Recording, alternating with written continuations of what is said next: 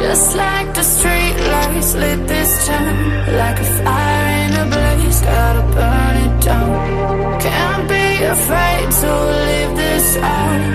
We got this far, don't know how. I see danger in your eyes. They know we'll burn down the night. Coming just like the sunrise. You know that we gonna let it out. Tonight, we gonna let it out. Tonight, we gonna let it out. Just like the sunrise, we gonna let it out.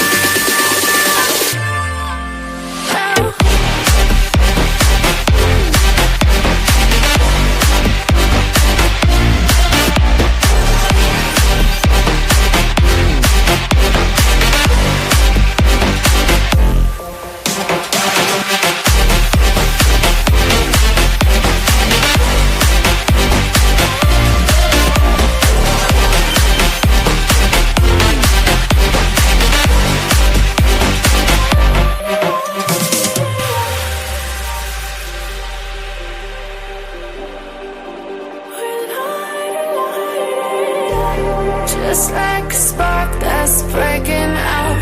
Can't make a stop, can't turn back now. We know that there's no room for doubt.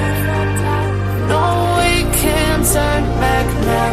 I see danger in your eyes. They know we'll burn down the night. Coming just like the sunrise. You know that we gonna let it out. Tonight, we gonna let it out. Tonight, we gonna let it out. Just like the sunrise, we gonna let it out.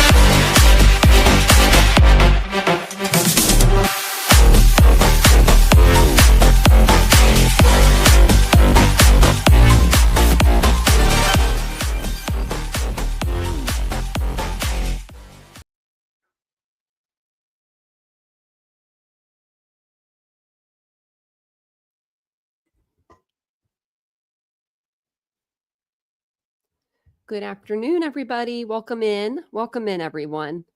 It feels like it's nighttime here because I'm in this dark room. I might have to open up the window, but welcome in. It's a big day today. If you're new to the channel, my name is Tanya, or Titanium Built. Thanks for joining me for the live today. And thanks to everybody that's in here right now joining me for the live. I'm not muted. We also are over on Twitter or X, and we're streaming over there as well. So yeah, wherever you're watching from, let me know. I'm going to turn my camera off because I swear I've got an eyelash poking me in the eye. Of course I do, you know? Okay. We're good now. I think we're good. You always say muted. I'm like, wait a minute. I'm not muted. But we are going to be listening into Bryan Kohberger. Obviously, he's going to be in court today. There's family members that are showing up. There's family members that are leaving. There are family members they're everywhere. Bryan Kohberger's family is supposed to be in court today as well. I haven't heard anything I've been like watching in and looking over on Bryan N's Twitter, and I haven't heard anything about his family members. So let me know if you guys have heard of his family members being there yet. So I'd love to know. But thanks for being here, guys. I see everybody in the chat. I won't go through everybody, but welcome in, everybody. It's good to see you guys. And it's good to see you guys over on X as well. So let's see here. There's a couple things I wanted to pull up, but before I do that, I'm going to go over to Bryan and Twitter, and I'm just going to kind of show you guys what's going on. And I'll read you guys. Actually, let's start with this. And then we'll go over to Law and Crime and listen in to see what they have to say as well. So, oh, I wanted to bring this up because the Gonzalez has made another statement today. They put out a lengthy statement, but I didn't know if you guys had a chance to see it. It just came out a couple hours ago, but it does say right here, right now, we dig our heels into the earth and carve a line deep in the dirt. This isn't justice. No judge presided. No jury weighed the truth. Thompson robbed us of our day in court. No negotiations. No jury of our peers. Not even the pretense of cooperation and fairness. Cowardly men, gutless men, they scatter like roaches when the battle closes in. And Thompson, he's retiring on this deal. His shadow slithering towards the exit, leaving only the stench of his betrayal. Wow. No spine, no shred of honor. He didn't have the basic decency, the plain human courage to face the families, to meet our eyes and ask, how do we make an offer that works? Instead, Thompson cut his deal with the devil. His negotiations didn't require anything other than a simple guilty plea, allowing him the leeway to blame the same people you are paid to protect. You betrayed us, Thompson. You deal fails to shield the innocent. You could have stood tall and made damn sure the blame stayed where it belongs, not on us, not on the broken survivors, but still carrying the weight of your repeated failures. This is our courtroom now, this moment, this stand. Our voices rise to every American who will listen. We would have provided protection for the roommates, the best friends, the fallen vet, God rest his soul, and every soul in effect in our shattered community. We would have carved our terms like scarred commandments, etched deep in unyielding granite, a testament to those we've lost and the justice they're owed. Sorry. First, truth, spill it. BK every sickening detail only the killer would know, the kind that twists your guts just to hear, but turns even a simpleton Kohberger against you. Second, you bear the guilt, all of it alone. You don't get to smear the survivors, the ones still waking to nightmares born of your reckless choices. Third, no cashing in on our grief, no books, no private interviews with your ex-professor. And I agree, because I've seen what she said and I'm sickened by her. No one is allowed to study you because you're not special. You don't get to spit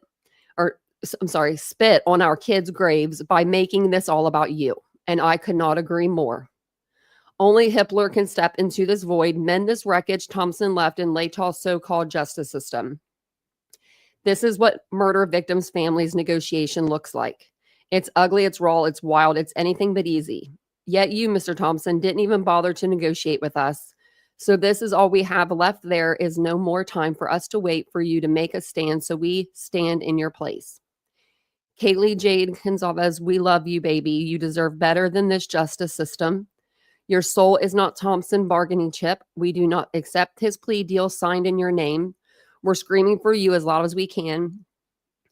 Kaylee Jade is better than this.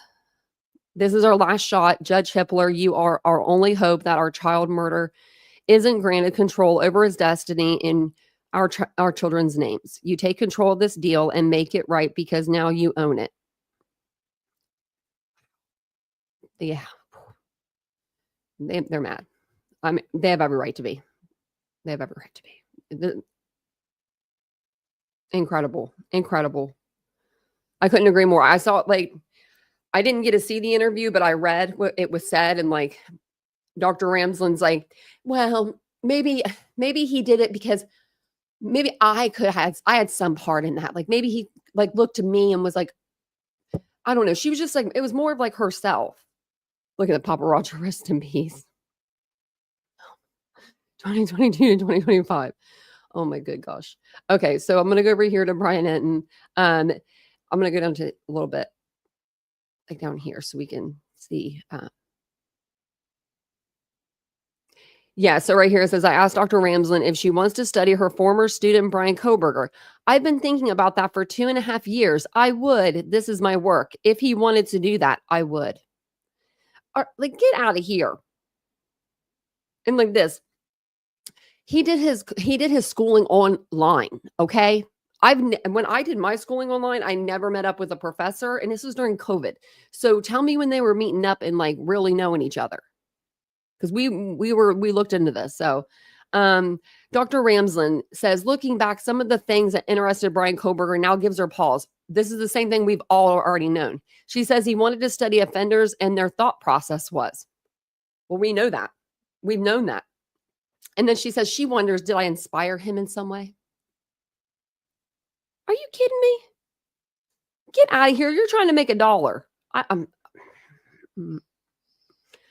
Oh, yeah. Diddy, he's acquitted on the sex trafficking and racketeering, but he was convicted of the prostitution offenses. So he can get up to like 10 years, I think.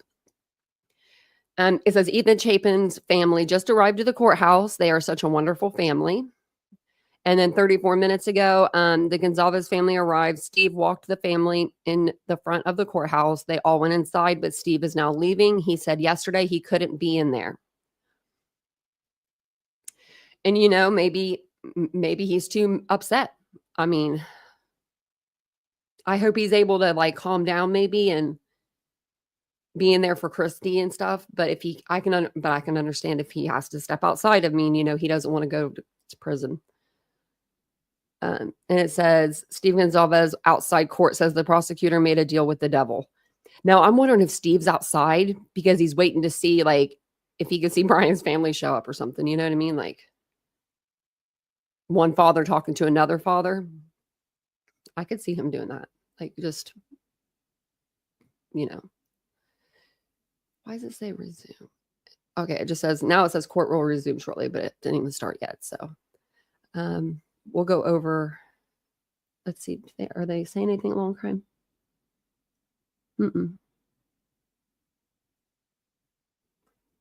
No, they're not even saying anything over there now.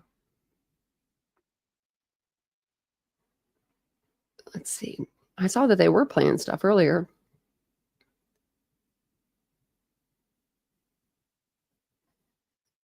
Like, trying to see. Just like a picture of the outside. Okay, and then it just says, I'll show you. It just says, like, this is where I was at. And then it just says, court will resume. So we'll go over to this tab just in case it's the volume might be a little better over here. So thank you guys for being here today. I appreciate it. Thanks for joining if you're over on X. Thanks for joining over here on YouTube. If you're over on X and you're into true crime, make sure that you're subscribed over here onto YouTube and make sure you're following me if you're here on YouTube over on X. Because, you know, why not? Why not? So there are a couple things I was actually going to do. I wanted to hook up my wireless mic to see if I could do that. But I'll wait till court starts. We could play the interview while we're sitting here. Or I can see actually, let's see what's going to happen today in court. Oh, look, they're live too. But they're not saying anything either. News Nation, I'm just like, oh, look, okay.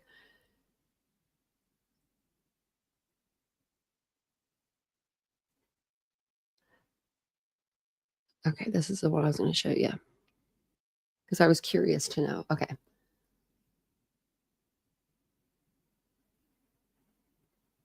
Is now trial attorney and legal analyst Mercedes. I'll keep my eye out too. Host of the M&M in the Morning podcast. Mercedes, I want to read a portion of a letter that was offered up from Aubrey Gonsalves. She's the youngest member of the Gonsalves family. And she says, what the families of Ethan, Kaylee, Maddie, and Xana have endured over the past 2.5 years is beyond comprehension. And she says the introduction of this plea deal just weeks before the scheduled trial is shocking and cruel. She says, we're not asking for vengeance. We want accountability. We want dignity for our loved ones. Will the judge take that into account, deciding whether or not to accept or deny this plea deal? Well, he certainly will, but by all accounts, just like Alex said, Marnie, it will clearly be accepted by the judge. I mean, it's obvious that the one issue that really remained in this case was whether or not that he would be set to death if he was convicted by a jury. Once that was removed from the table by the prosecutors, it's likely that they will make the cause for the plea to be accepted. The prosecutors, and obviously behind the scenes, this isn't something that just came up. I'm sure there were behind the scenes discussions between the prosecutors and the defense But with the death penalty still on the table, there was no room for negotiation. Once the prosecutors removed it, that's when the parties were able to solidify a plea deal. But the acceptance of a plea deal is not the same as an admittance of guilt in this case, is it? You're exactly right. I mean, one of the things about what's most frustrating, which is why you hear from the Gonsalves family who is most vocal, and it's heartbreaking for all the families, you're not going to have a confession. There's nothing in this plea deal that will require that Kohberger address the court, address the victims' families, and say why he did it, that he's sorry that he did it, that he actually committed these terrible crimes. None of that. I mean, he could sit there silently while his lawyers simply accept it. Now, one thing about, there will be an allocution. The allocution is a very formal hearing where the judge asks questions of Kohberger. Those questions will be, you understand that there's a plea deal. No one's forcing you to accept the plea deal. You understand that these are the charges. You understand that you will have consecutive life sentences with no possibility of parole, and you understand that there will be no appeal from having accepted this plea deal. That will be on the record, and Kohberger will have to testify under oath that he accepts all of those terms. But in terms of giving comfort to these families and in terms of addressing them, there's no expectation that will happen. Right. I mean, it's just hard to imagine closure, whatever closure is, without some sort of confession in this case. How about the evidence, Mercedes? I mean, if this plea deal is accepted, does some of the evidence ever make the light of day? Well, the evidence, thankfully, it's been covered pretty heavily by the media because there's been such intense media attention about this case and what evidence that there is that exists that would have actually been presented to the jury had the case had proceeded on August 18th as it had been scheduled. So we already know a lot of the evidence. The biggest question that will remain unanswered forever, unless Kohberger decides to give some comfort to this family, is why? Why? Why did this happen? Why did you do this? But no, there will be, unless somewhere down the line he decides to address that very key question for the family. It is always emotional prior to sentencing to hear from the families of victims in these horrific murder cases. Will the family still be given that opportunity if a plea deal is accepted and there is no trial? It likely will have a victim impact statement prior to, generally speaking, that's what happens in these types of hearings where the victims can address the judge and actually can address some of the most scathing feelings that they have towards the defendant. So we may see victim impact statements come in as well. The family also pointed out, I mean, just the burden that has already been placed on their unimaginable grief. The timing of this plea deal just weeks before trial. Is there anything that stands out to you as unusual? Why over the last 2.5 years have they had to go through this process expecting a trial only in the final hour to learn that it's not going to happen? Is the timing peculiar at all? Honestly, Marnie, I thought about this past weekend. Once the most devastating blow to the defense was done, which was the alternate perpetrators theory, was rejected by the judge. The defense had raised the prospect of having 4 individuals identified in court as the possible perpetrators. Now, thankfully, the judge mercifully redacted the names of these 4 individuals that the defense claimed may have committed these murders. But those 4 individuals behind the scenes had been cooperative with law enforcement. They actually had DNA testing done, and they were excluded from having any possibility of being the perpetrators, which is why the judge denied it. Thank you for watching. Subscribe below and download. Why do they have to do that? Man.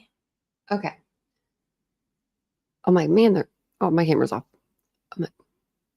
I was trying to put some eye drops in. My eyes were burning for some reason today. I don't see anything about him protesting or anything. No, I think Steve's just outside the courthouse, just kind of hanging out. Can't be inside type of thing. It doesn't say, it's not on, the court's not on yet. So I don't know if you guys missed the live last night, but they are going to allow somebody in there to do still photography. The Associated Press, because they were the first ones to put the FOIA in. And then they're going to have their regular streaming on their platform. So we're just waiting on that to come up. But I did find this article last night, and I forgot to go over it with you guys. I figured we'd just go over it today. So Bryan Kohberger's family is supposed to be in court today. I don't know if we'll see them or not. Or they did make a statement yesterday saying that they didn't want to talk to anybody, pretty much, that they're just there to, support their son. And basically no questions, please. I mean, I can understand that. But it says Bryan Kohberger's family, everything to know about his parents and sisters. So I thought it might be interesting to see a little bit about him. And I do have this up so we can see when it comes on. Okay. I might have to open these blinds. I just feel like it's just too dark. Bryan Kohberger, the former criminology PhD student arrested and charged with the 2022 murders of 4 University of Idaho students, was granted a plea deal to avoid the death penalty in June 2025. After the murders of Kaylee Gonzalez, 21, Madison Mogan, 21, Xana Kernodle, 20, and Ethan Chapin, 20, Bryan was arrested at his parents' home in Pennsylvania on December 30th, 2022. He is the youngest child of Michael Kohberger Jr. and Mary Ann Kohberger, and has 2 older sisters, Amanda and Melissa Kohberger. Following Bryan's arrest, his family released a statement via his public defender showing support for Bryan while also expressing sympathy for the victims' families, per the New York Post. We have fully cooperated with law enforcement agencies in an attempt to seek the truth and promote his presumption of innocence rather than judge unknown facts and make erroneous assumptions, they said. There are no words that can adequately express the sadness we feel, and we pray each day for them. That sounds like a lawyer wrote it. Here's everything you need to know about the suspect's family. It does. They probably did have a lawyer write it. So Michael Kohberger Jr., both of Bryan's parents were employees of Pleasant Valley High School District for many years. Michael was the maintenance worker for the school district from 2006 to 2019. Weeks after the killings, Michael had flown out to Washington to travel home to Albrightsville, Pennsylvania with his son, according to Newsweek. In mid-December, the father and son drove for about 2,500 miles in the white Hyundai Elantra that police had told the public to be on the lookout for. Bryan had stayed with his family through the holidays until his arrest on December 30th. Both of Bryan's parents were also subpoenaed to testify in front of a grand jury in May 2023.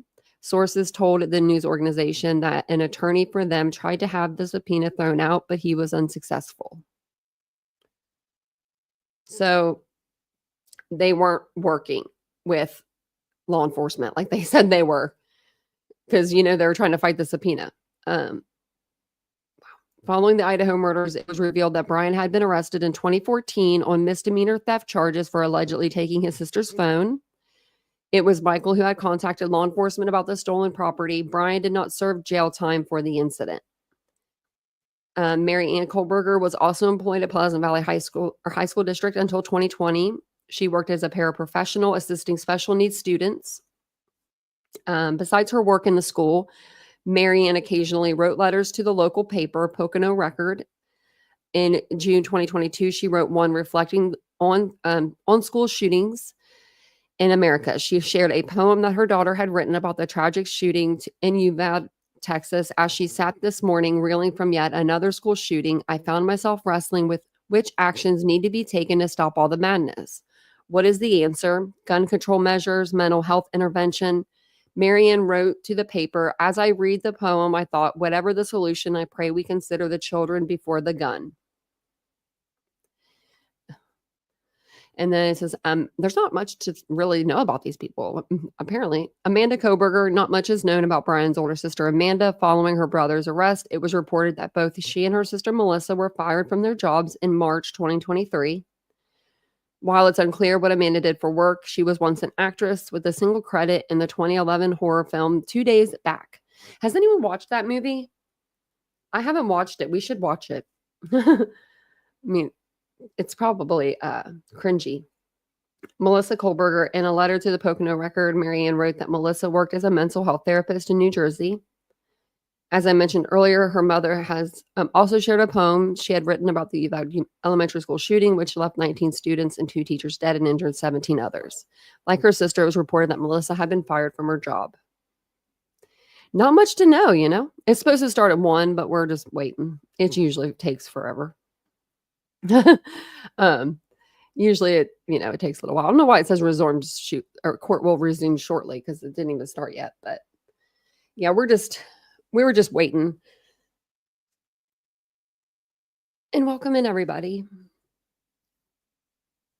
My eyes are starting to feel a little better. That's good. Let's see if there's anything over on X.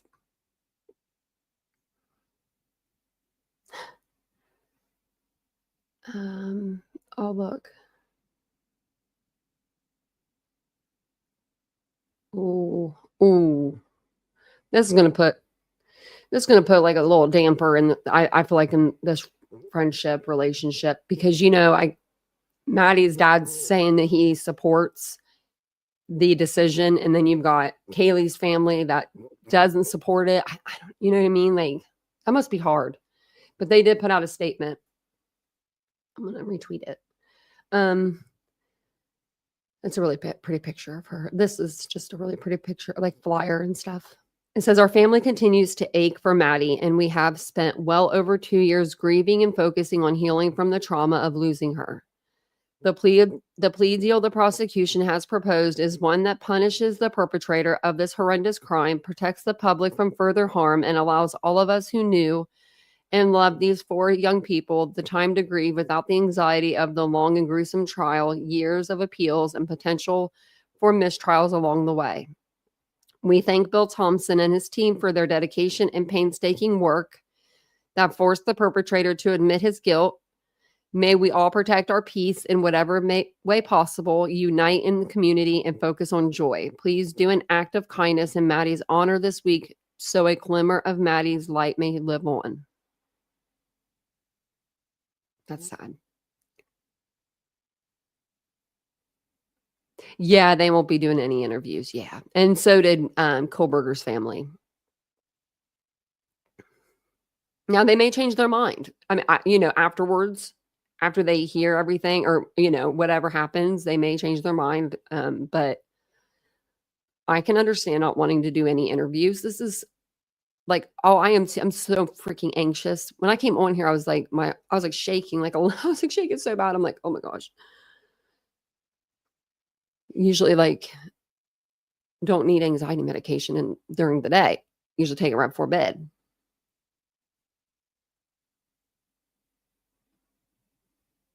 Oh, hey, Reba, that's cute. Hey, is she? Welcome in, everybody. And welcome in everybody that's listening in over on X. We're waiting on the trial or the hearing to start.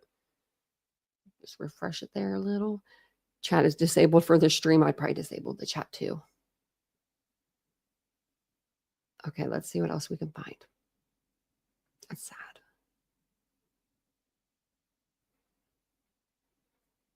I mean, everybody, I feel like there's different, there's just so many difference of opinions on this, some people are for it, some people are against it. I think that we were just so close to trial. There was no we may do this, none of that got leaked out, by a family member or anybody. Nothing got they said that they actually just heard on Friday, and it was kind of skimmed over, it wasn't like we're doing this. It was they said they had mentioned something about a plea. As soon as they mentioned something, right, about a plea, I would have been like, what'd you just say? Pump the brakes, and I mean, that's when it should have been shut down and been like, what? Because I feel like they did them dirty like that. They gagged them for this whole 2.5 years where they couldn't talk about anything. They tore down the house. They told him they were going to tear it down at a certain time. They started 15 minutes early. So the family didn't even get to see half of it be torn down live. They got the preliminary hearing taken back. That was gone. They got a continuance. They got another continuance. They got the trial moved. They got Jay off the team. Well, he was still on the team, but he was in the office. It's just crazy. We were so close. I mean, let's go over to, I'm going to go over to this, see what the case summary looks like. See if anything's changed over there.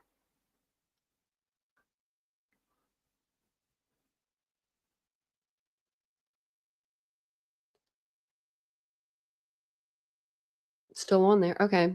So everything's still on there, it looks like. Because they moved this date to the 4th, and then they moved the jury trial to the 18th.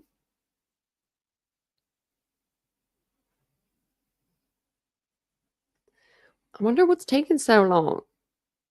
Get everybody in there, you know, send them down. Send them down. Hey, Lord Mama. Oh, here we go. Here we go. Oh, look at this. Look at this. This is like a real court setup.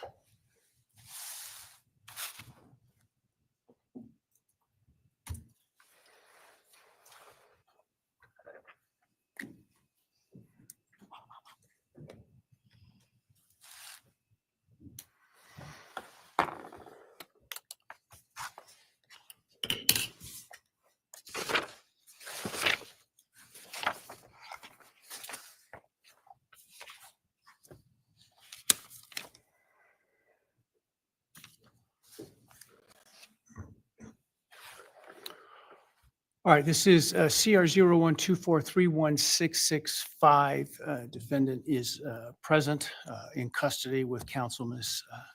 Thompson, Ms. Jennings, and pardon me, Ms. Taylor, Ms. Massoff, and Ms. Barlow. The state's present with Mr. Thompson, Mr. Horowitz, Ms. Jennings, and Mr. Nye. Here as well. Am I miss anybody? I'm sorry. Ms. Allen is here as well. Ms. Your Allen Honor. is here as well. Very well, thank you. All right, we are here today to entertain a change of plea. Before I start, I want to address some issues of concern and otherwise. First, I appreciate everybody in attendance today being on their best behavior. Please, no outbursts or demonstrations. Any such conduct will result in immediate removal and may result in an inability to attend further court proceedings in this case. I want to point out that there have been calls by some for the public to contact me and my office in an attempt to influence my decision-making in this case. This has been extraordinarily disruptive for court staff and the ability for them to get work done, not only in this case, but in other cases where defendants are entitled to have their cases processed and frankly, as important, if not more so, for victims to have their cases processed in those cases. What It's about also this highly case? inappropriate. A court is not supposed to, and this court will never take into account public sentiment in making an opinion regarding its judicial decisions in cases. Courts should, and I always will, make decisions based on where the facts and the law lead me. Period. I have not read any of the numerous messages nor listened to any of the numerous voicemails that have been sent to me and my staff. Those have all been forwarded to security and, where appropriate, to law enforcement. I ask that you not continue to mount such campaigns or to send me information like this because, again, it is not appropriate and frankly not something I would take into account when deciding a matter in a case like this. I also want people to understand some very basic concepts about the ideas of separation of powers, what the court's duties are, and what the duties and the rights of the executive, or in this case, the prosecuting attorney, is. The executive, the elected prosecutor, is the sole authority in deciding what charges to pursue, including whether, as well as what penalties to ask for, and what penalties to pursue, including the death penalty. This court cannot require the prosecutor to seek the death penalty, nor would it be appropriate for this court to attempt to do that. This court, in considering a plea agreement, if it were to reject this plea agreement, cannot force the state to seek the death penalty.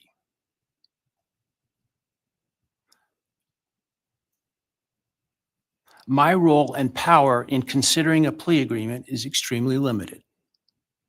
My role is to ensure that the defendant's plea is given freely, voluntarily, and intelligently.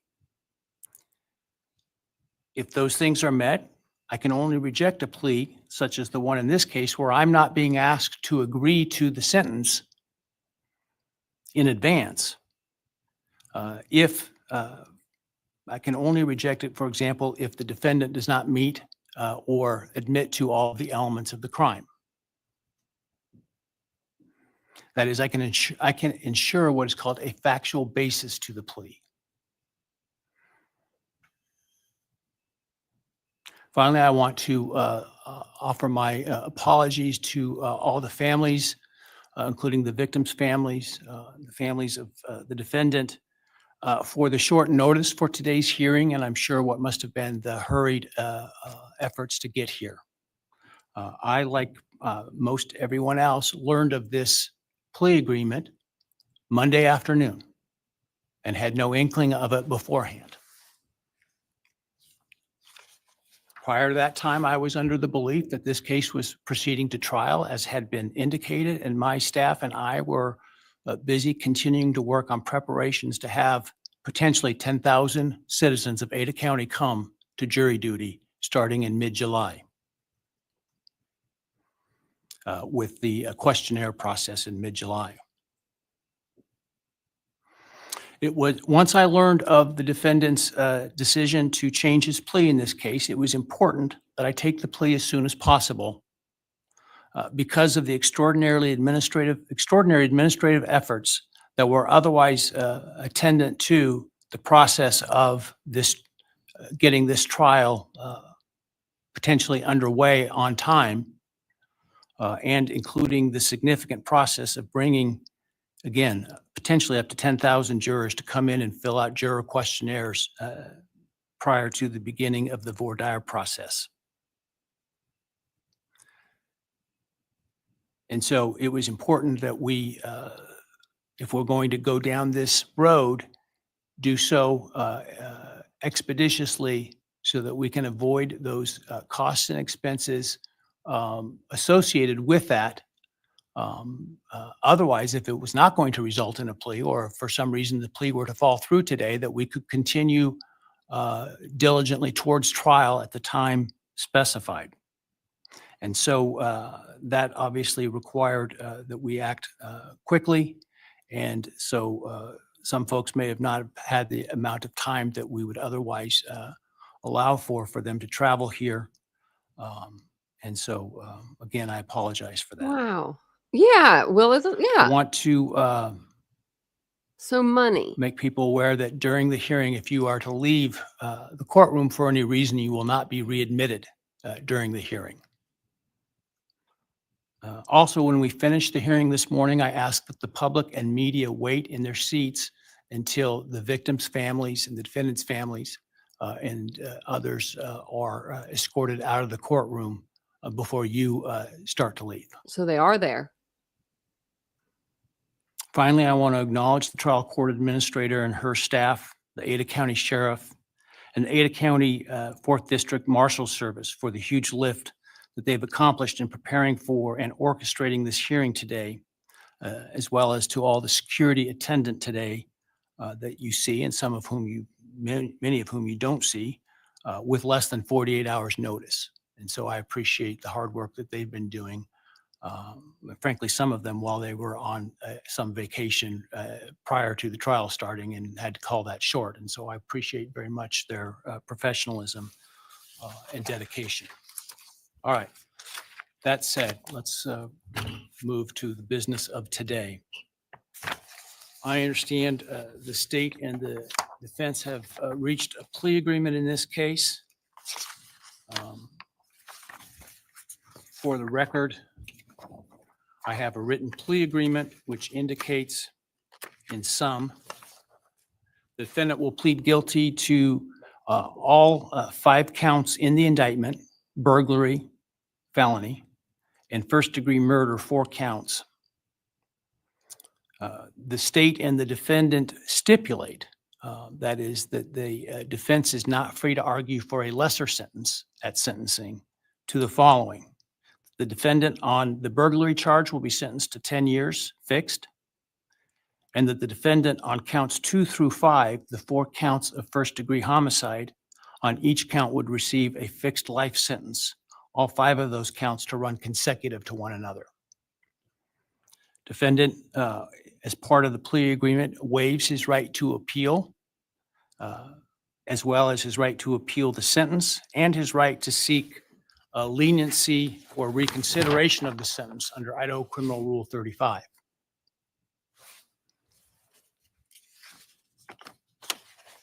This is not a Rule 11 agreement, meaning the court is not bound by the plea agreement and could impose a different lawful sentence at sentencing.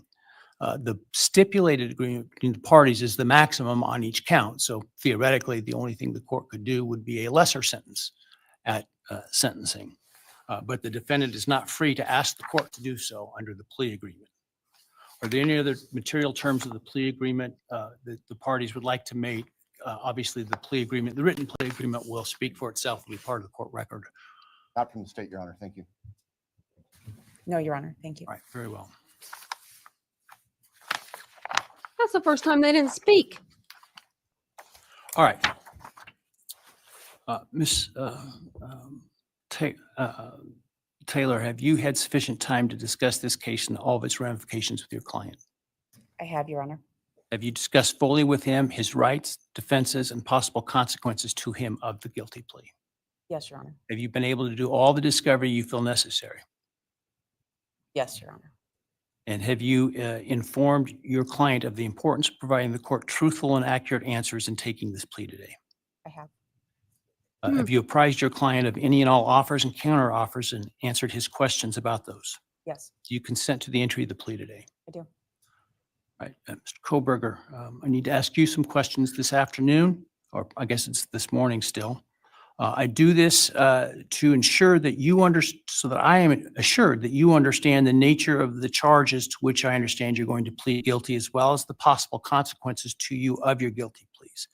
I want to make sure your plea is given voluntarily, and I want to make sure that you actually committed the crimes to which you're pleading guilty, because I don't want you to plead guilty to a crime you didn't commit. If you attempt to plead guilty today, but for some reason I don't accept your plea, then it is possible that your statements today could be used against you later at trial. Do you understand that? Yes. All right, thank you. No, And while Your you're Honor. standing, actually, why don't you take the oath from the clerk? He lost weight or something.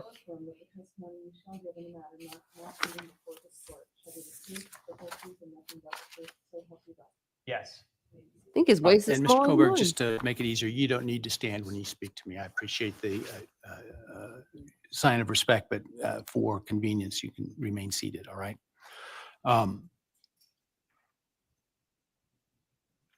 Before I start asking you questions today, have you consumed substantive questions? Let me ask you, have you consumed any alcohol, drug, or other intoxicating substance that would impair your ability to understand or exercise reasonable judgment?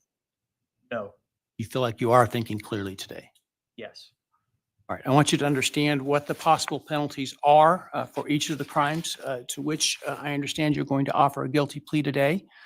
They include on count 1, the burglary, a fine of up to $50,000 and a period of incarceration of up to 10 years in the state penitentiary. You may be required to pay restitution to any victims of the crime. Count 2, 3, 4, and 5 for first-degree murder.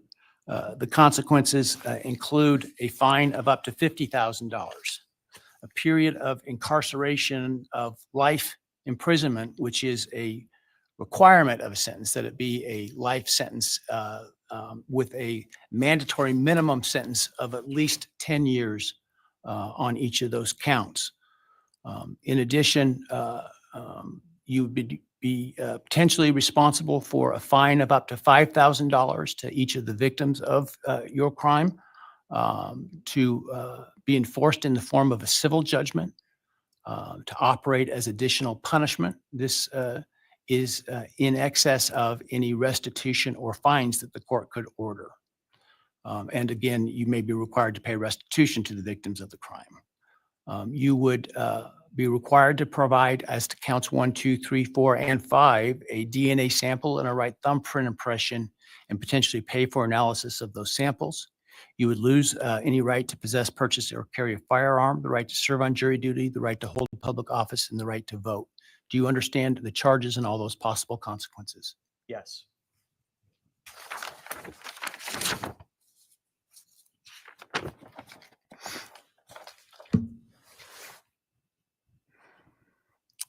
You've heard the plea agreement that I talked about today. Do you agree with that plea agreement? Yes. And do you understand the nature of the charges that you've been charged with, that I understand you're going to plead guilty today to? Yes.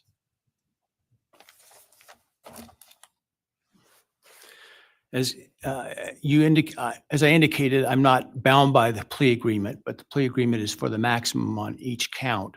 Do you understand that I'm not bound by the plea agreement? Yes.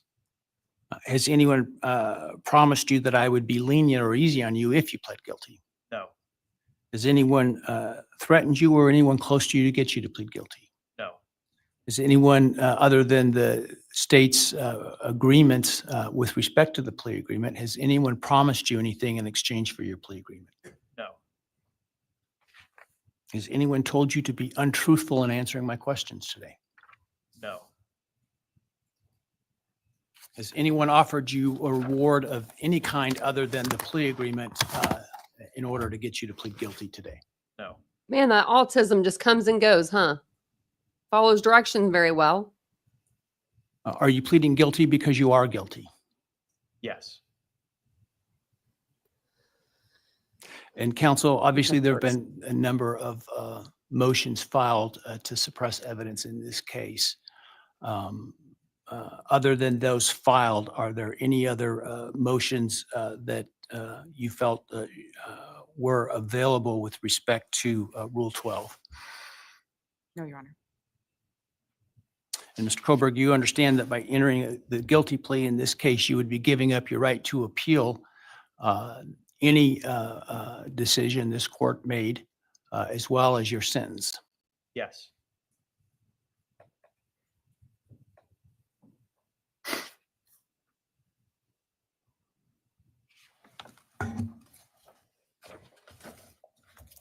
Have you had enough time to decide whether or not to plead guilty?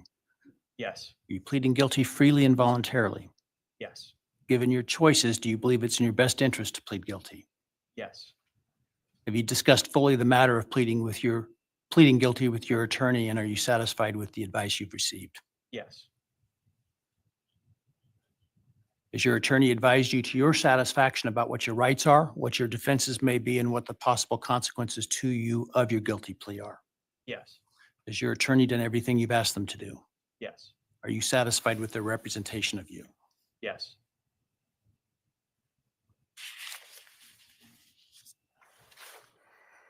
I have received a written guilty plea advisory questionnaire that is purported to be filled out by you. Did you fill that document out? Yes. Did you understand the questions that you answered in this document? Yes. And are the answers that are outlined in this document your answers? Yes. Are those answers truthful? Yes. Did you sign the document? Yes.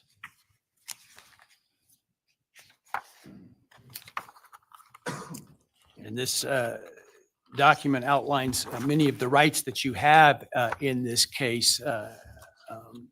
Should you not plead guilty, did you understand those rights? Yes.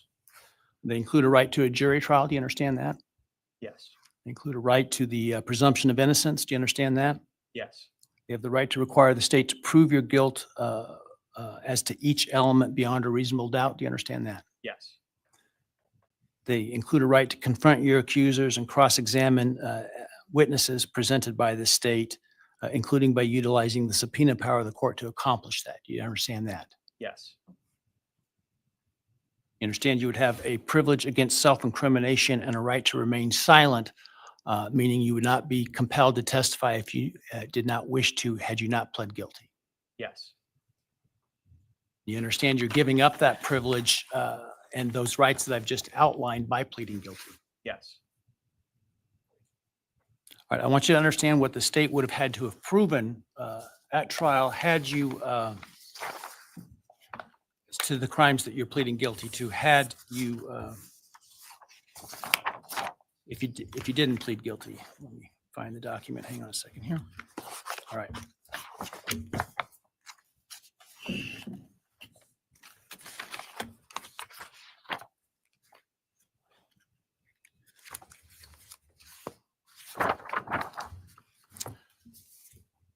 So as to count one burglary, the state would have to have proven that on or about November 13, 2022 in Latah County, Idaho, you unlawfully entered a residence located at 1122 King Road in Moscow, Idaho, with the intent to commit the felony crime of murder. As to count two, the state would have had to have proven that on or about that same date in Latah County, Idaho, you did willfully, unlawfully, deliberately, with premeditation and malice aforethought, kill and murder Madison Mogan, a human being, by stabbing Madison Mogan, from which she died. As to count three, the state would have had to have proven that on that same date in Latah County, at that same address, you did willfully, unlawfully, deliberately, with premeditation and malice aforethought, kill and murder Kaylee Gonzalez, a human being, by stabbing her, from which she died. As to count four, the state would have had to have proven that on or about that same date in Latah County, Idaho, you did willfully, unlawfully, deliberately, with premeditation and malice aforethought, kill and murder Xana Kernodle, a human being, by stabbing her, from which she died. And then as to count five, also murder in the first degree, that on or about November 13th, 2022, in Latah County, Idaho, you did willfully, unlawfully, deliberately, with premeditation and malice aforethought, kill and murder Ethan Chapin, a human being, by stabbing him, from which he died. Do you understand those things the state would have had to have proven? Yes. And do you understand that by pleading guilty, the state no longer has to prove those things because you're admitting those things are true? Yes.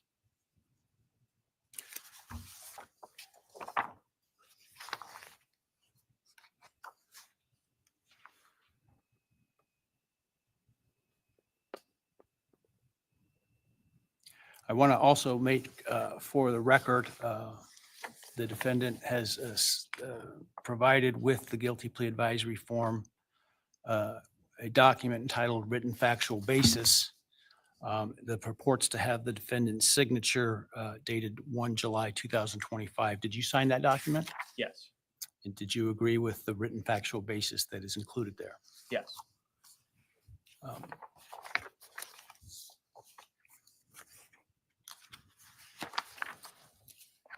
And then let me ask you, did you, on November 13th, 2022, enter the residence at 1122 King Road in Moscow, Idaho, with the intent to commit the felony crime of murder? Yes. Did you, on Wow. November 13th, 2022, in Latah County, state of Idaho, kill and murder Madison Mogan, a human being? Yes. Holy And shit. did you do that willfully, unlawfully, deliberately, and with premeditation and malice aforethought? Yes. Did you, on or about that same date in Moscow, Idaho, kill and murder Kaylee Gonzalez, a human being? Yes. And did you do that willfully, unlawfully, deliberately, and with premeditation and malice aforethought? Yes. And did you, on that same date in Moscow, Idaho, kill and murder Xana Kernodle, a human being? Yes. And did you do that willfully, unlawfully, deliberately, with premeditation and malice aforethought? Yes. And then on or about November 13th, 2022, again in Latah County, Idaho, Did you kill and murder Ethan Chapin, a human being? Yes. Did you do that willfully, unlawfully, deliberately, with premeditation and malice aforethought? Yes. I would ask the state at this time to provide its recitation of its factual basis had this case gone to trial. Thank you, Your Honor. Your Honor, the organization of the recitation is different than what I think the court and the public may be familiar with from the probable cause affidavit and other documents. The state's evidence as an overview would show that back in March of 2022, when the defendant was residing in his parents' residence or was residing back in Pennsylvania, his home state, he purchased online a K-bar knife and sheath with an Amazon gift card that he had purchased shortly prior to the purchase of the knife, sheath, and sharpener. Jumping ahead, the end of June of that year, the defendant, Mr. Kohberger, moved from Pennsylvania to Pullman, Washington, which is right across the state line from Moscow, Idaho, for the purpose of pursuing a PhD in criminal justice at Washington State University.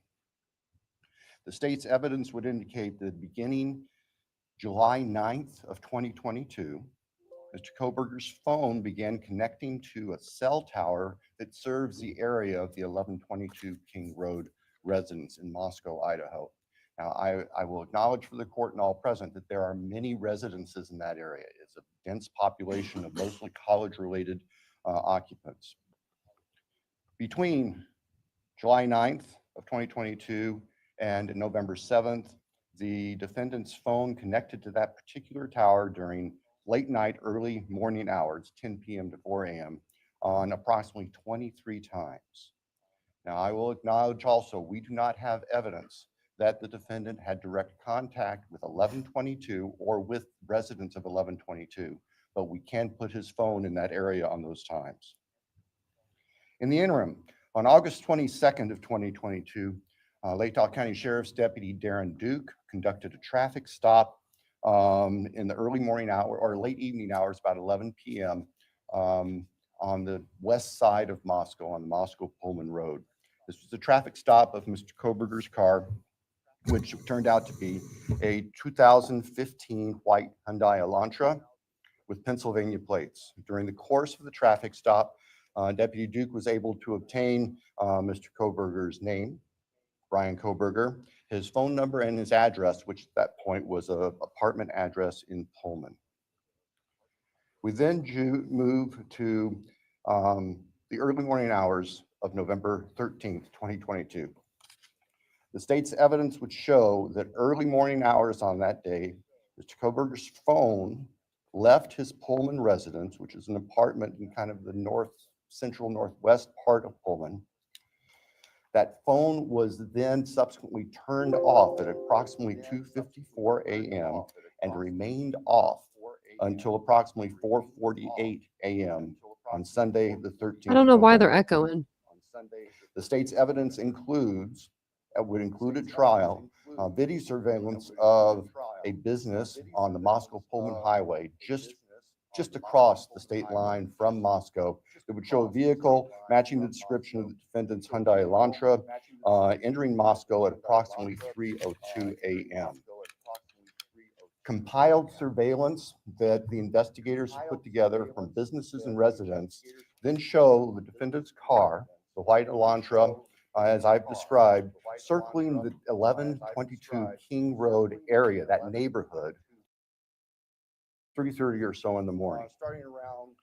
Comes into the immediate area of 1122 King Road, which is actually on a dead end, and then leaves several times. And approximately 4:05 that morning, the defense car had entered that area, was leaving, stopped at the intersection of King and Queen Road, did a U-turn, and the state's evidence would show that the defendant's car came back and parked behind and above the 1122 King Road residence. The state believes that its evidence would then show that the defendant entered the residence of 1122 through the kitchen sliding door on the back side of the residence, which is the side of the residence that would face the area above where the defendant's car was parked. Defendant entered the residence, Well, hot went damn, to he the third did. floor, and with a knife, killed Madison Mogen and Kaylee Gonzalez. The defendant, as he left that room, for whatever reason, ended up leaving, or the sheath for a K-bar knife was left on the bed next to Madison Mogen's body. And I can jump ahead. That sheath was tested by the Idaho State Police Forensic Lab, and single source male DNA was found on the snap of that sheath, as well as blood from both Kaylee and Madison and other trace evidence. But it's important to note single source male DNA was on the snap of that sheath. The state's evidence would show that Xana Knodel was still awake at this time. In fact, had taken a DoorDash order not long before this started. Her room was not on the 3rd floor, it was on the 2nd floor on the west side. As the defendant was either coming down the stairs or leaving, he encountered Xana, and he ended up killing her, also with a large knife. Ethan Chapin, Xana's boyfriend, was asleep in their bedroom, in her bedroom, and the defendant killed him as well with a large fixed blade knife. Each victim suffered multiple wounds. I will state for the record that there is no evidence there was any sexual component or sexual assault on any of the victims. I want to make that clear so there's no speculation. There were 2 other roommates in the house, and they were already asleep. During the course of this, one of those roommates awoke, looked out her door not knowing what was going on, and saw the defendant, who was dressed in black with a black balaclava on, holding some sort of container in his hand. And she saw him leave the house through the direction of the kitchen where that sliding door is that I mentioned before. At approximately 4:20 that morning,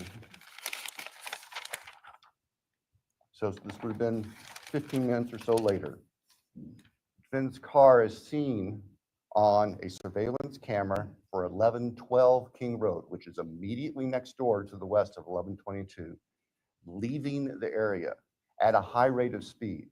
And if the court were to see that, or anybody in this courtroom were to see that, you can see the car almost loses control as it makes the corner, heads north, and then turns to go south on Walinta, which is one of the only ways to get out of that part of town. The evidence would show that following that, the defendant in his Elantra drove south of Moscow. We know that he drove on the back roads because there are surveillance cameras on the main highways, Highway 95, that would have picked up the defendant's car if he'd gone that route. And they did not show the defendant's car on that route during the time. So we know that he went through a variety of back roads in very rural, isolated part of Latah County. About 4:48 that morning, defendant's phone comes back on. And the evidence will show that that phone was located south of Moscow, likely at a side road intersection with Highway 95. From there, the defendant's phone activity tracks heading back north towards Pullman, Washington, where the defendant lived.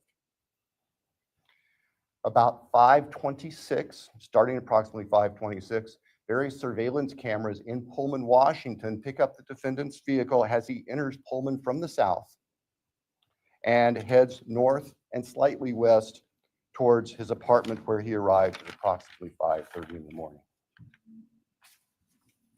Later that morning, Sunday, the 13th of November of 2022, Mr. Kohberger's phone returned to the area of King Road. We don't know exactly what he did, but it returned to that area. It's about 9 o'clock in the morning. He was there for about 10 minutes and then returned to his Pullman residence. About 9:30, the state's evidence will show, evidence taken from the defendant's phone, that he took a selfie of himself on his phone in what appears to be the bathroom of his Pullman apartment with a thumbs up.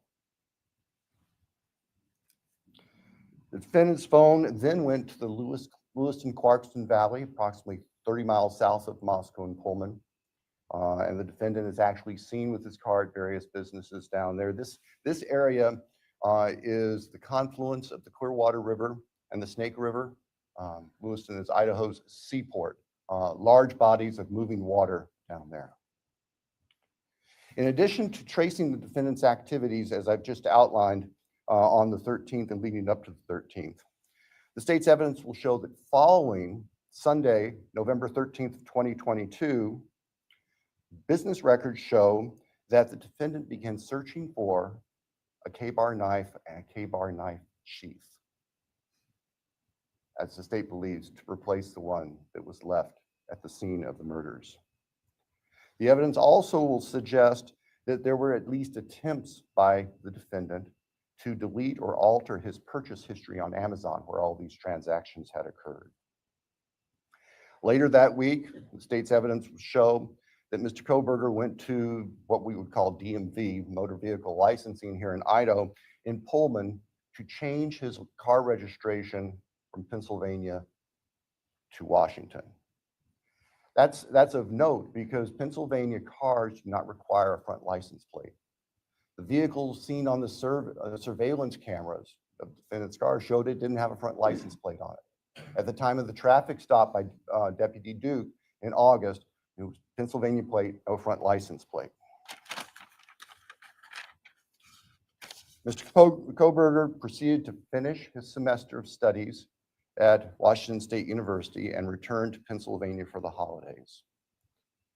Law enforcement at this point were aware of Mr. Kohberger, had been accessing information about him, were trying to find him. They located him in Pennsylvania, and they conducted what's called a trash pull. During the nighttime hours, agents of the FBI, who assisted immensely with this case,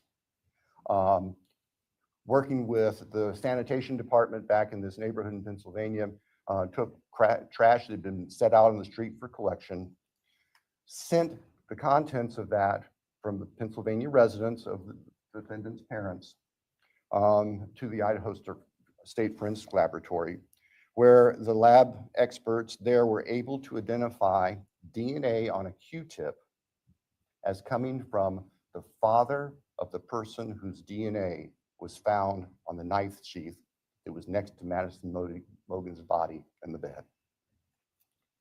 Subsequently, an arrest warrant was issued here in Idaho, and a search warrant was issued in the state of Pennsylvania with the assistance not only of the FBI, but the Pennsylvania State Police.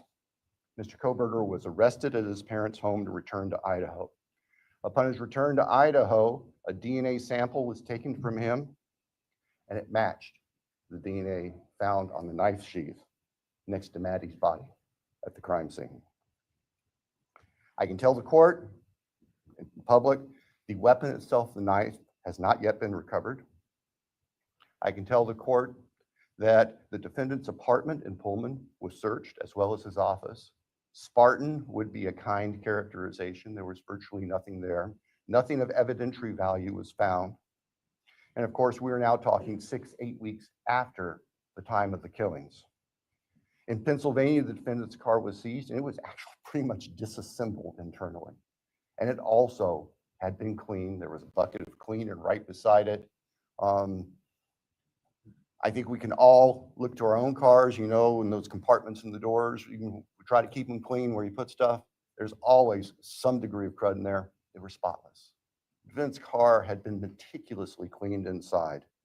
And the state would present to the jury that that was part of the defendant's plan in covering up this. The defendant has studied crime. In fact, he did a detailed paper on crime scene processing when he was working on his pre-doctorate degrees, and he had that knowledge and skill. So, Your Honor, at the end, the state submits that the evidence that I've given just a quick overview of, and that to present in court would consume weeks, which the state is prepared to do and has been prepared to do, would show that as the defendant has just admitted and pleaded guilty on November 13th, 2022, excuse me, Mr. Kohberger entered the residence of 1122 King Road in Moscow, Idaho. He did that with the intent to kill.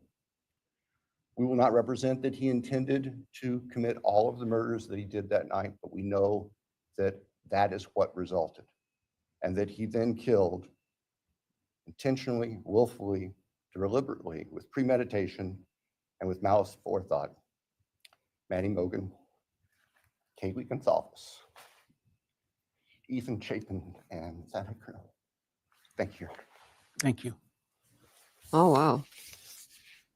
He was about to cry.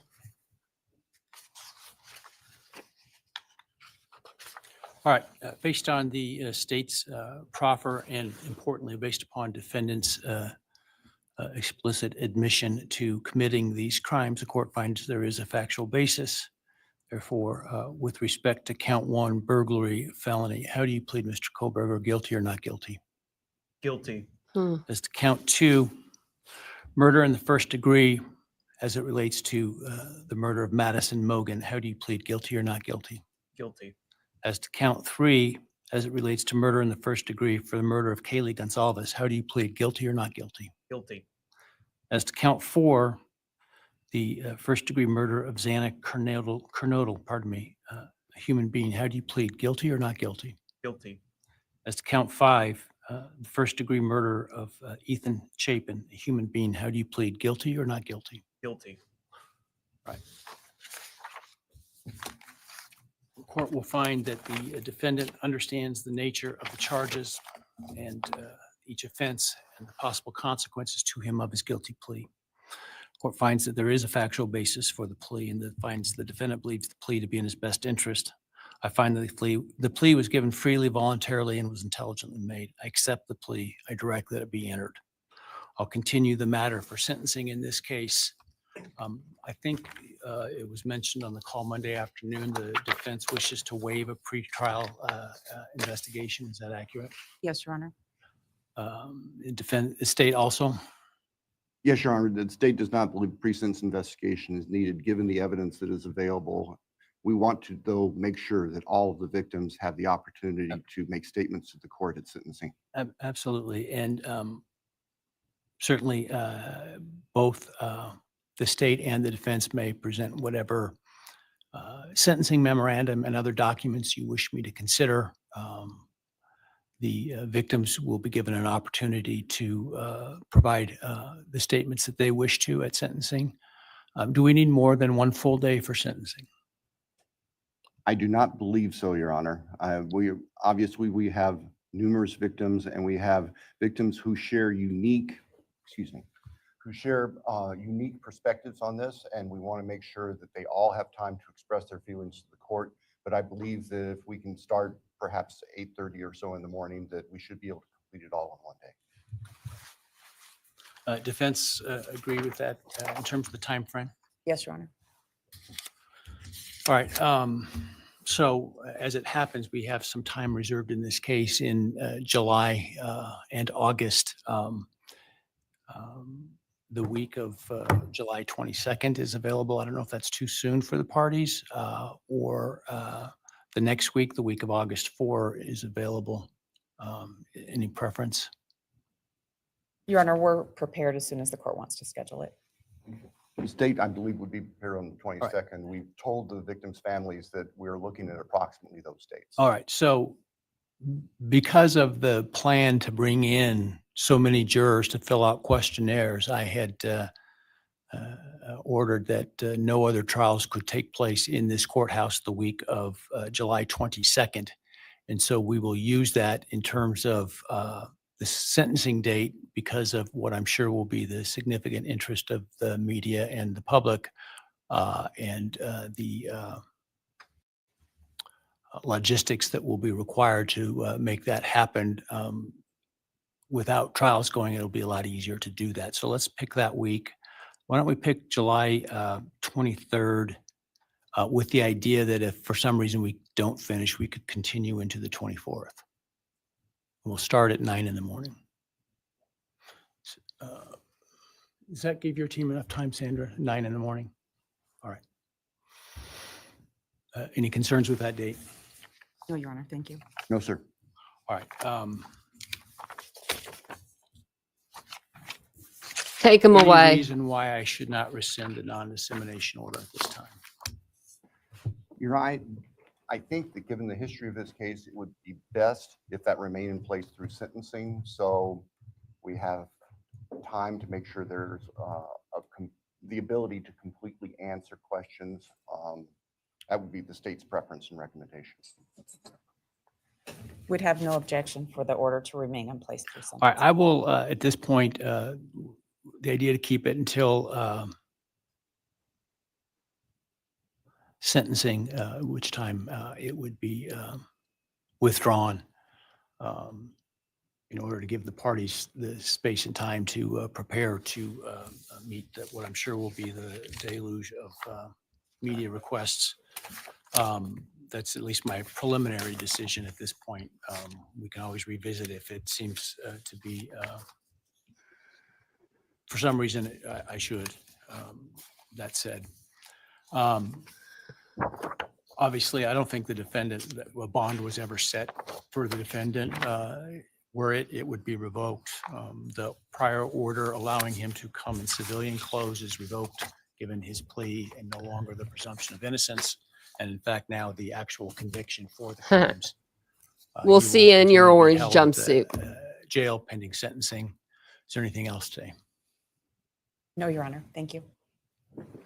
I assume that the trial date will be vacated trial and those is- 4 jurors will be released. The trial will be vacated, and I'm sure that the jury commissioner will get word to those that receive their summons that they won't be required to attend. So Thank you, Your Honor. that said, again, if you would all please wait for the parties and the victims' families and others to leave the courtroom before you do, I would appreciate it. And with that, we're adjourned.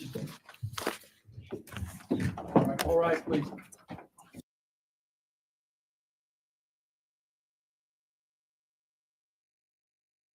Okay. Wow. Well, not like right now, but I'm putting my headphones away. Okay. But we'll watch that again.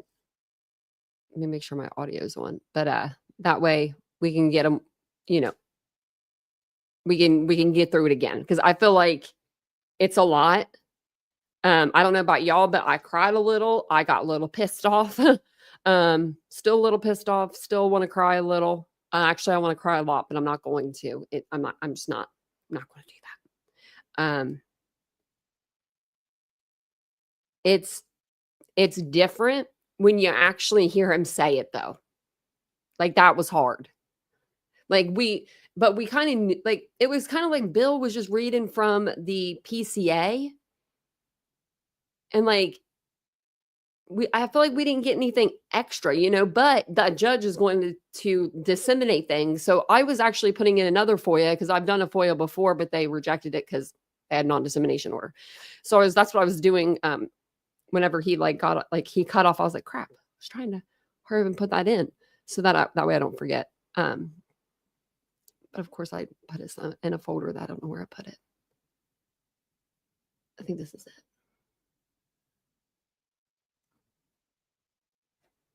I mean, just double check before I send that, huh? Okay, yeah.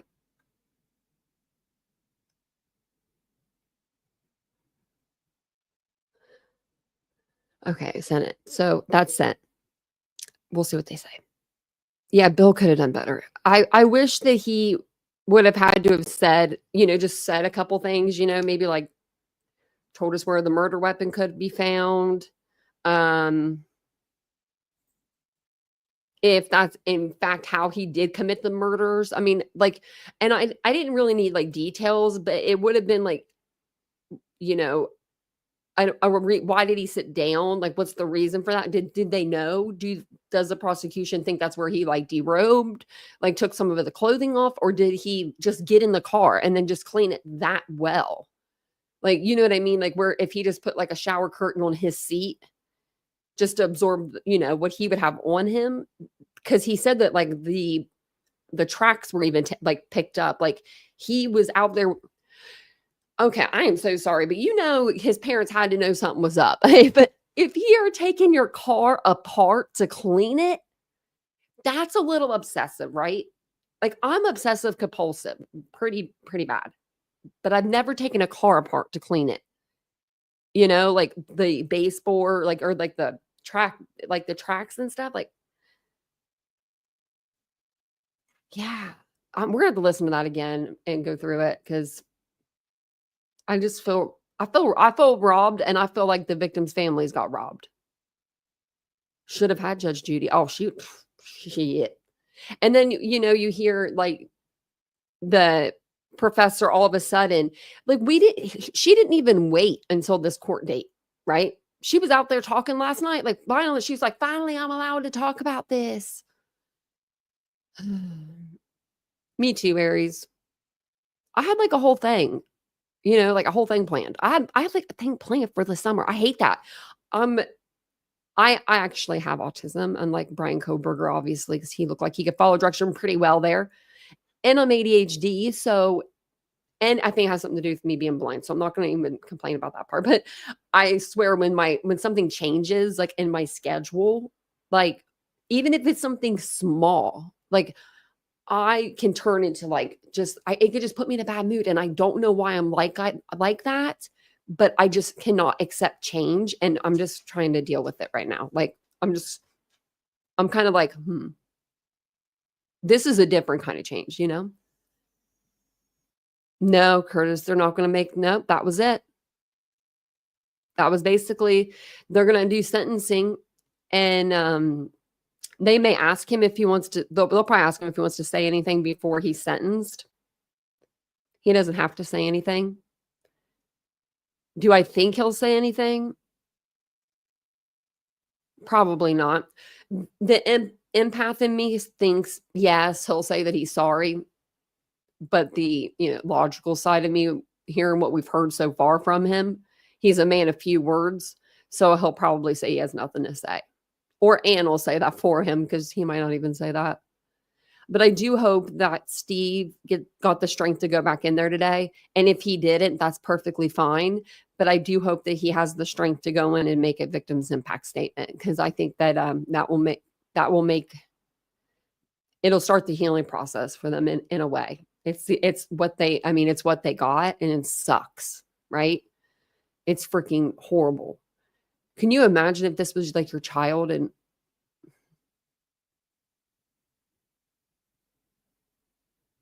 I mean, it's just, that's terrible. That's terrible. It's terrible. Oh, you've not seen his mom. So she hides, I guess. His dad is goofy looking. There's a picture of her, but you can barely tell what she looks like, because she has on like this big furry like hood, and she has on a mask that's like, I don't know how she can even see. Like, I think it's like up to her eyeballs. I wonder if I could pull that up. Everybody respected today, it seems like, because I mean, there's no pictures of Bryan Kohberger's family. Actually, let me go over to X real quick.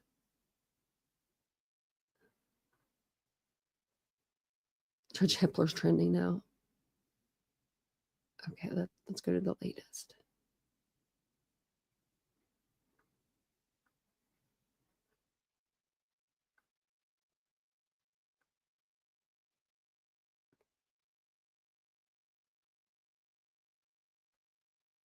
Oh my gosh, this lady, judge is disgusted at you, Bryan Kohberger, as he should. Did you see the looks he gave him? Oh, if looks could kill, right? Well,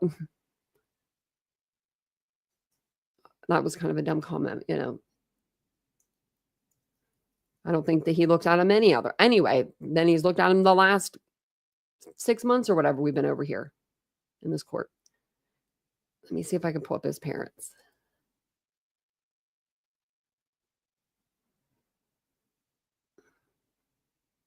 Here, oh my gosh, she has her head down completely in this one. They didn't get her. I'm sorry.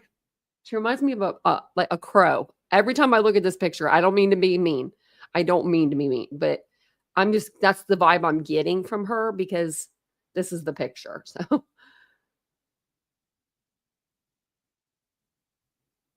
and she's been in the house ever since.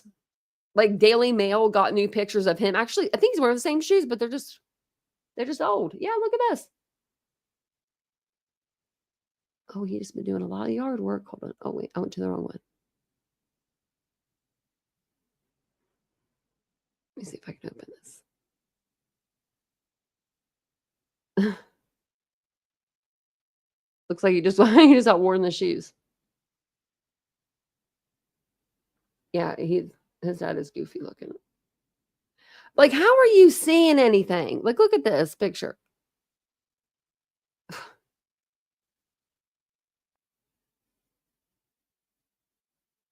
Yeah, that's from the first hearing. Yeah.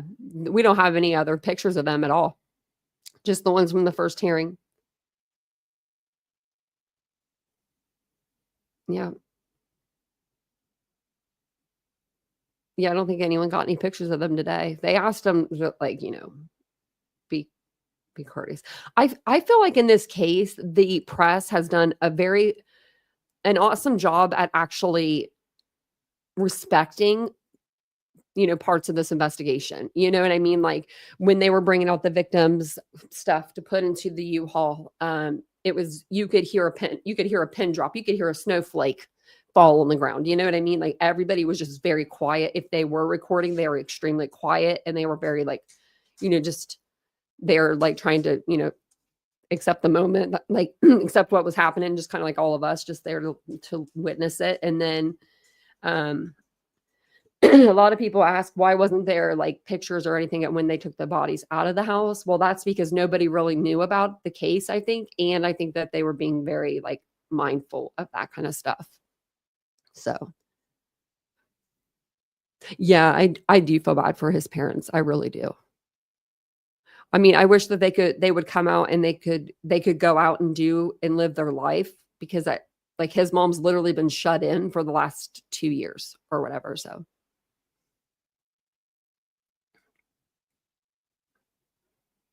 and welcome in, everybody. I think I'm going to go to the pool. Yeah, the car was filthy, but that was on his way to Pennsylvania. He cleaned it once he got there, which I think he cleaned it probably in Washington too. Oh, Felicia, me too. I think I've been mad. I've cried. This case has done that to me though. I guess that's when you know you're really in it. Like, I didn't see the one from last night. I'll have to listen to it, Debbie. I was going to listen to that actually. Maybe we'll play that sometime on the channel. Maybe we'll play it later tonight or tomorrow. Oh, I have to go to work today. Oh, Mom, I'm sorry.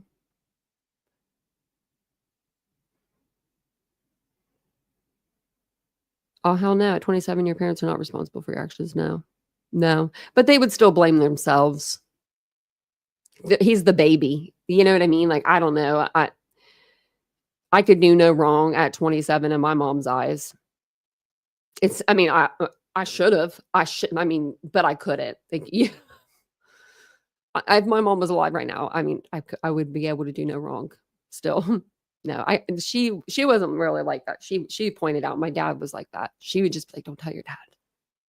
Don't tell him anything. So sentencing is going to be July 23rd and through July 24th if they need to. It's going to start at 9 a.m. He is going to be in his orange shit, like his orange jail uniform, his new uniform. I hope they I will send him the Cricut to press the letters for them. And make sure it's a nice new one, because he's going to be having it for a very long time. Now, also, the non-dissemination order will remain in effect until sentencing. So still no talking, no files or like nothing will come out. You know what I mean? So if you see stuff coming out, like it shouldn't come out until after. So we'll know. I put in the FOIA. Hopefully they don't charge anything. That'd be great. That'd be fantastico. But I think every FOIA I've ever gotten, except for I think Chad Dowerman, I don't think that one cost anything. They did, but yeah.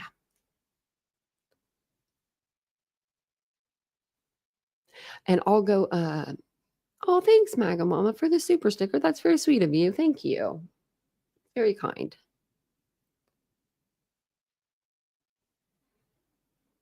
Yeah, I hope, and I hope that they just like, they keep things redacted in some aspect of this case, like, autopsies and stuff. I hope those never come out. I hope that stuff stays sealed. I think that it will, but I don't know, because they're adults.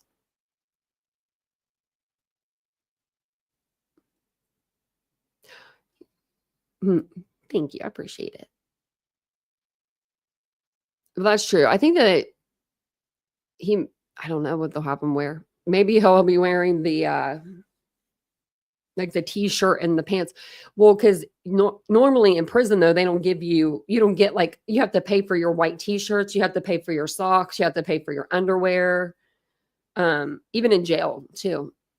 Like in Ohio anyway, you don't get those things free. Like if you want an undershirt because you're freezing your tail off, you better have money in your commissary to pay for it. Because if not, then you ain't getting it. I hope.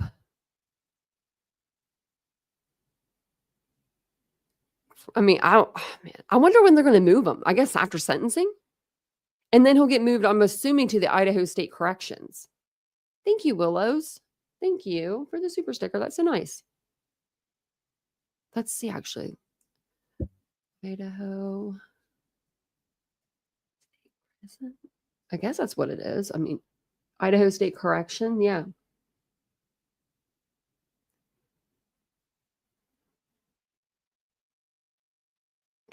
It has 2.4K reviews. Is this it? I think. Oh, yeah. Look at this, Kohberger. It looks like this might be your new house.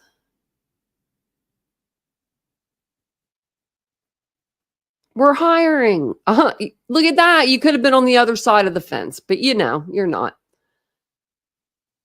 Sending money, visiting, family and friends brochure, volunteer services. Who the hell wants to volunteer at the prison? I'm cool. Maybe they'll have like a welcoming thing for Bryan, down here, like the news will go, we're welcoming Bryan Kohberger to our facility. I think that he made a kind of a dumb decision. I think he's going to regret. I think he's going to regret going in general population. Oh, I'm sure is she. And I'm going to be there to get them calls. I want the jail calls. I want it all. Oh, Ladybug, thank you. Thank you for the super sticker. That's so nice. You guys are very kind. Thank you. Yeah, he will be able to get a job there. Yeah, that's true. Guess it would take your mind off things. I don't, what I mean? I don't know what I would rather have if I was in prison for the rest of my life. I would probably want to be around other people, but then I don't know. I'm one of them introvert, extrovert kind of people, like I like to be around people, but at the same time, I like to be alone.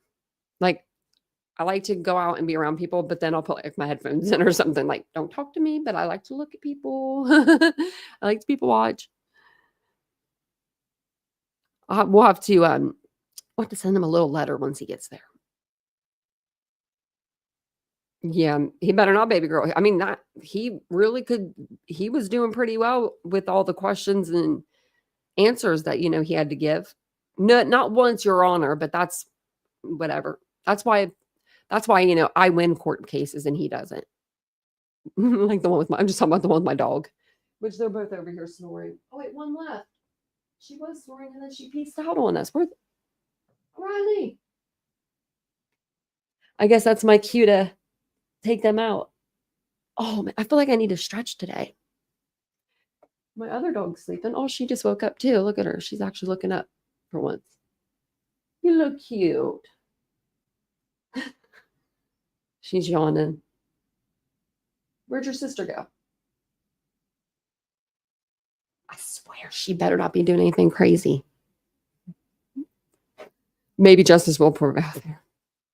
Well, I know that, people don't take kindly to, especially murderers that are murderers that of like kids. And I consider these guys kids. You know what I mean? I don't know what prisoners, their threshold is, but my threshold is you don't mess with kids, especially when they're sleeping in their beds. And did you hear Bill? He reaffirmed everything that we knew. He said, I don't know if he intended on killing all 4 of them, but he went with the intent to kill or something like that. Oh, thanks, Ishi. That's so nice of you.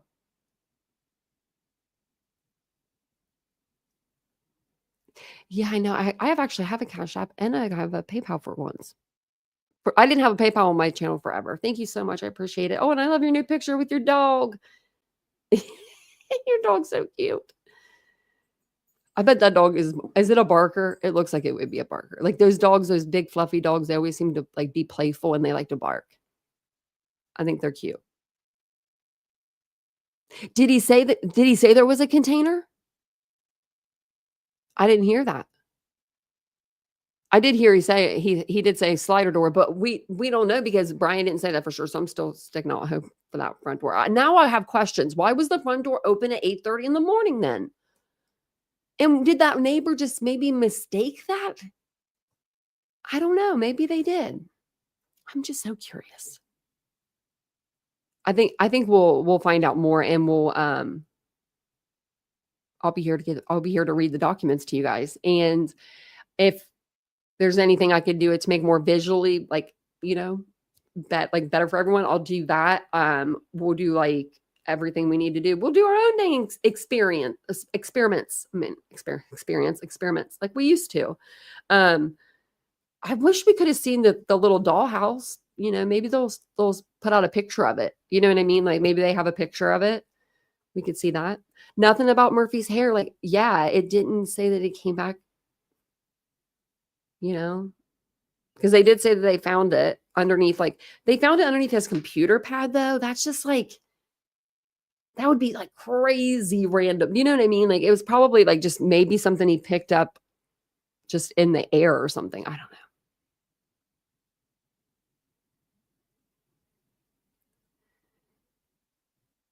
Yeah, I didn't hear him say anything about the container. Did you see how skinny he was? He got small. Like his waist was smaller than mine. When he stood up, I was like, wow. Like he had a little waist.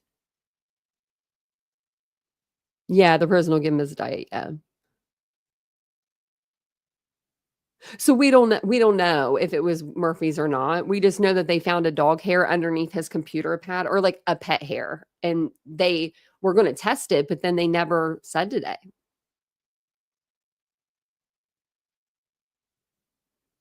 The man's and girls. Yeah. I wouldn't do something that requires prison time. Me neither. Oh, there were two. I thought there was more than one, but I couldn't remember. Yeah, he's going to have someone harass him, I bet.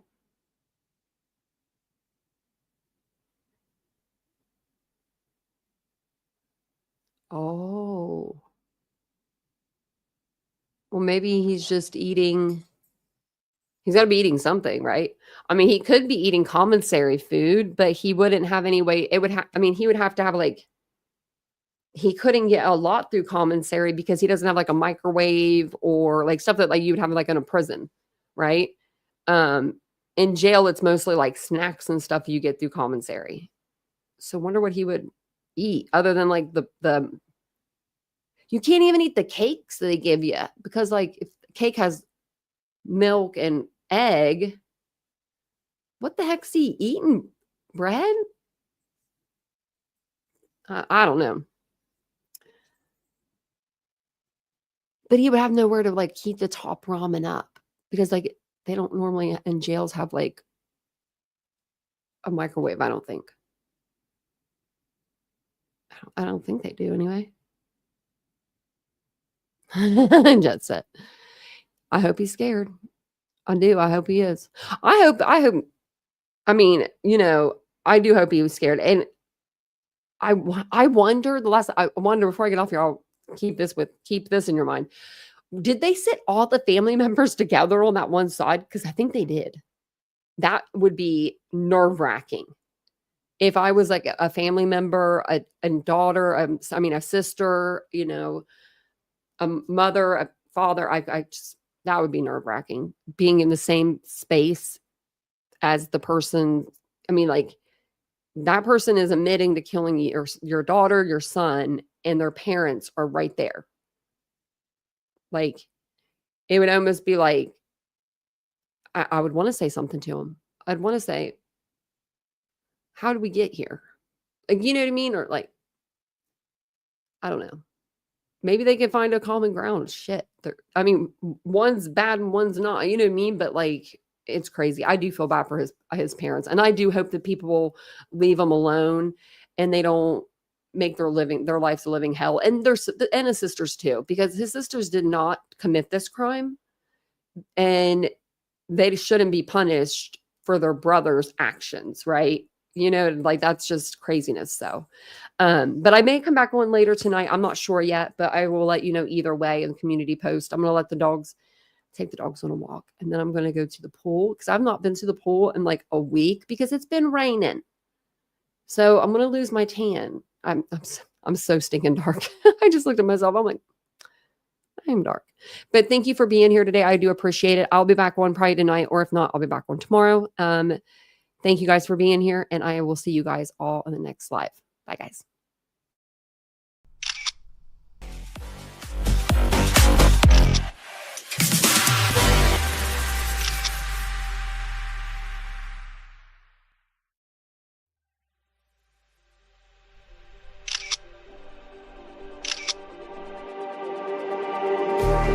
Just like the street lights lit this town, like a fire in a blaze, gotta burn it down. Can't be afraid to leave this out.